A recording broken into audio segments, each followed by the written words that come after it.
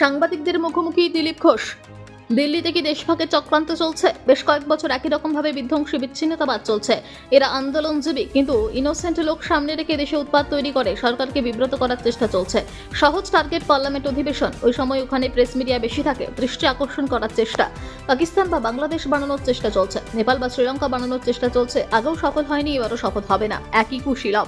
তারাই ছাত্র আন্দোলন করায়, তারাই কৃষক আন্দোলন করায়, মহিলা আন্দোলন করায়। এরা পেশাদার বিদেশিদের হাতের পুতুল। ভুলে যাবেন না, সরকার মোদী এবং অমিত শাহের যথাসময়ে ঠিক সিদ্ধান্ত নেওয়া হবে। নিউ টপাটা আন্দোলনের পাশে নেই, কিন্তু আন্দোলনজীবী বিদেশের পয়সায় লাফালাফি করে দেশে অস্থিরতা তৈরি করে তারা ছাড়া আর কেউ নেই। রস ফুরিয়ে এসেছে এরা। ছাত্রদের আবেগকে কাজে লাগিয়ে ধান্দাবাজি করার চেষ্টা করছে। পাশ করা ছাত্ররা নিজের এবং দেশের ভবিষ্যৎ চিন্তা করুক, এদের পাল্লায় যেন কেউ না পড়ে। মোদীর নামে অকথ্য ভাষায় স্লোগানিং চলছে। রাহুল গান্ধী মোদীজির মায়ের সম্পর্কে কি বলেছিলেন, যে কথা নেতা ওখানে বাইট দিচ্ছে, তারা আগেই এই ধরনের কথা বলেছে। এদের লজ্জা নেই, পেটে চলে অন্যের পয়সায়। অনেক বিদেশি শক্তি ভারতের ঐক্য প্রকাশ এবং বিকাশ উন্নয়ন চায় না, তারা এদেরকে প্রকাশ করছে। লোকসভায় সাসপেন্ড কল্যাণ ব্যানার্জি। এর আগে কল্যাণের বিরুদ্ধে দলেরই অন্য সাংসদরা কমপ্লেন করেছেন, মহামৈত্র করেছেন, আরো অনেকেই করেছেন। তিনি একটা অভদ্র লোক। শহীদ দিবসে নেত্রীর সঙ্গে ঝগড়া করেছেন, ড্রামা করেছেন। বিধানসভায় তারই একটি কার্বন কপি আছে, তাকে কাল চ্যাংদোলা করে বাইরে ফেলে দেওয়া হয়েছে। ঘাড় ধাক্কা দিলেও বাইরে যাচ্ছে না, তাই চ্যাংদোলা করা হয়েছে। মিডিয়া অ্যাটেনশন করিয়ে ওইভাবে টিকে থাকা যায় না। একজন ভাষণ দিচ্ছে, তাকে গিয়ে ডিস্টার্ব করছে। স্পিকার কেন এটা সহ্য করবে? অভিষেক, মদন, নারদ এসব পুরনো ব্যাপার। এতদিন ওদের দাসত্ব করেছিলেন কেন? তখন কেন বলেননি? আপনাকে মদন মিত্রকে তাড়িয়ে দেওয়া হচ্ছিল, তখন কেন বলেনি? পেটের দায়ে ওখানে বাসছিলেন। 6 মাস 1 বছর দেখুন কি হয়। দেখুন, এই যে ক্যারেক্টারগুলো প্রমিনেন্ট হচ্ছে, এরা গত কয়েক বছর ধরে সেম টাইপেরই এই ধরনের বিধ্বংসী বিচ্ছিন্নতাবাদী আন্দোলনে নেতৃত্ব দিয়ে আসছে। কিছু লোক একটু চুপ হয়েছে, তারাও আসবে আস্তে আস্তে। আন্দোলনজীবী নাম দেওয়া হয়েছিল যাদের, সেই লোকগুলো কিছু না কিছু ইস্যু নিয়েছে, কিছু ইনোসেন্ট লোককে সামনে করে বারবার দেশে একটা উৎপাত তৈরি করে সরকারকে বিব্রত করার চেষ্টা করে। আর সহজ টার্গেট হচ্ছে পার্লামেন্টে যখন সেশন চলে, সবার নজর থাকে, প্রেস থাকে, সেই জন্য সুযোগটা বেছে নেওয়া হয়। তো এরা অনেক চেষ্টা করেছে পাকিস্তান বানাবার, বাংলাদেশ বানাবার, নেপাল বানাবার, শ্রীলঙ্কা বানাবার, কিন্তু সফল হয়নি, এবারেও হবে না। কিষাণ আন্দোলনের যে পরিণতি আমরা দেখেছি, সেই একই কুশীলবরা যারা কিষাণ আন্দোলন করে, তারা ছাত্র আন্দোলন করে, তারা মহিলা আন্দোলন করে। এরা হচ্ছে পেশাদার বিদেশি লোকেদের কাঠের পুতুল। সেই জন্য এরা কিছু উৎপাত করবে, কিন্তু ভুলে যাবে না যেন সরকারটা, নরেন্দ্র মোদী, অমিত শাহ, তারা যথাসময়ে ডিসিশন নেবেন। ওরা চাইছে এটা কড়া ডিসিশন হোক, সেটাকে ইস্যু করে আবার সারা দেশে করবে। এদের সঙ্গে দেশের মানুষ নাই, জনতা নাই, তাই বারবার ইলেকশনে হারে। আর কিছু এরকম দালাল টাইপের লোক আছে, বিদেশি দালালি করে, তারা সামনে লাফাচ্ছে। সাধারণ মানুষ হচ্ছে রে। আর যারা ওর মধ্যে এসেছিল প্রথমে আন্দোলনকারী, তারাও বুঝতে পেরেছে তাদেরকে এই যে যুদ্ধের বড়ে তৈরি করা হচ্ছে।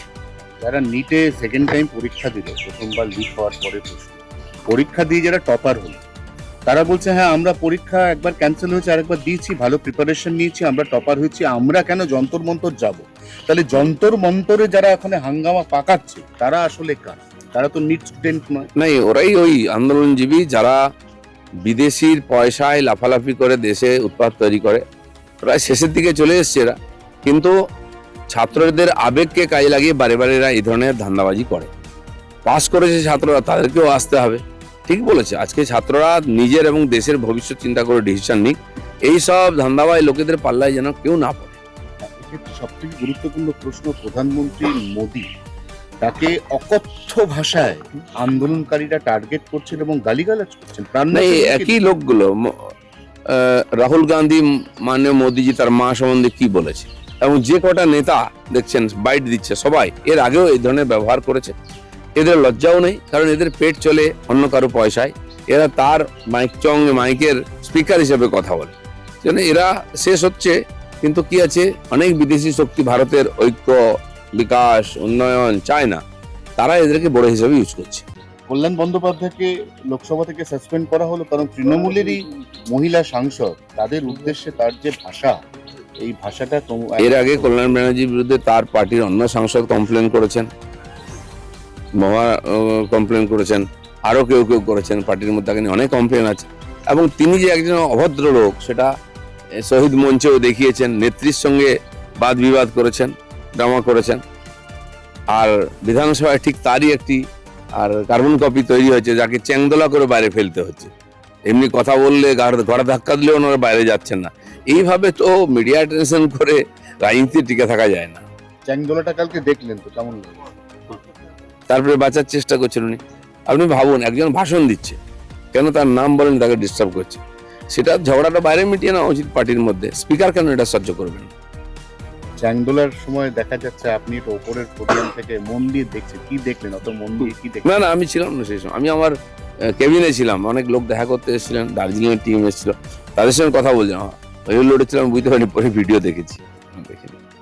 অভিষেক বন্দ্যোপাধ্যায়ের সঙ্গে মদন মিত্রের তো নারদ নারদ চলছেই, তার মধ্যে নতুন করে যেটা অ্যাড হলো, মদন মিত্র কালকে বললেন যে অভিষেক বন্দ্যোপাধ্যায়ের মতো ওরকম অ্যাডামেন্ট নেতা, উনি কথায় কথায় চ্যালেঞ্জের ভঙ্গিতে কথা বলেন, তার মধ্যে মার্ডারার কিলার মেটেরিয়াল আছে। দেখুন, এইসব উনিও কিভাবে বলছেন, এটা ওনার ব্যাপার।